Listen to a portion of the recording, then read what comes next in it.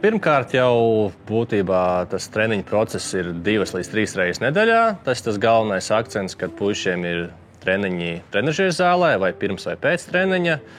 Un, protams, arī stiepšanās pēc treniņa. Tas arī tāds būtisks atjaunošanās process. Un, ja ņem vērā, cik ļoti tas ir nozīmīgs, tad es noteikti uzskatu, ka šajā vecumā, pusauģa vecumā, kad tas ķermenis aug un attīstās, tad fiziskā sagatavotība ir ļoti svarīga šajā vecuma posmā.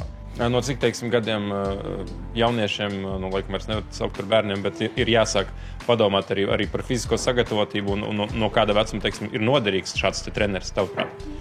Manuprāt, sākot no 11 uz 11 futbola, kas ir jau 13, 14 gadu vecums, kad bērnam tik tiešām sāk attīstīties jau tās spējas, ja sāk augt kaut kādi muskuļi, sāk ķermenis augt, un tad jau jāsāk domāt jau pastiprināt par fizisko sagatavotību.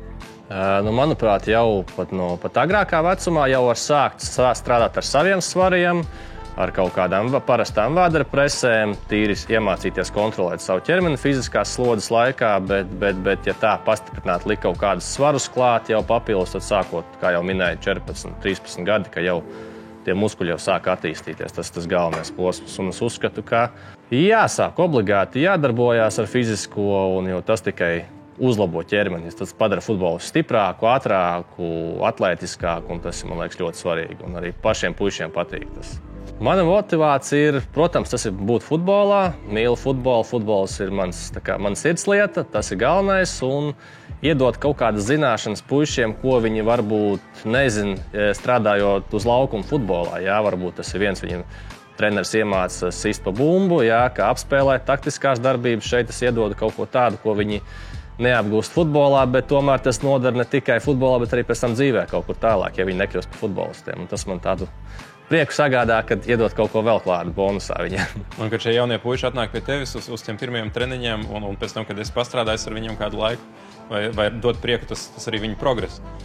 Pavisam noteikti, jā, jo varbūt futbolā to progresu var redzēt tādā rezultātā, ja komandas spēlē, tad šeit varbūt tas rezultāts ir tās individuālais darbs, ka viņi tos vingrinājumu apgūst, jā, viņi kaut kādi sāk piedomāt pie elpošanas, jā, kāds tur pēc tam atnāk pirms treniņa pats patrenēties trenižera zālē, un tu jau redzi, ka viņam tas interesē, un viņš pēc tam vēl uzdod jautājumu pēc treniņa, treneri, varbūt kā es šo vingrinājumu pildu, kas vispār nav saistīts ar šitiem vingrinājumiem, ko mēs pildām, viņš kaut ko papildus sāk uzdot, un tas jau tāds labs gandarījums man.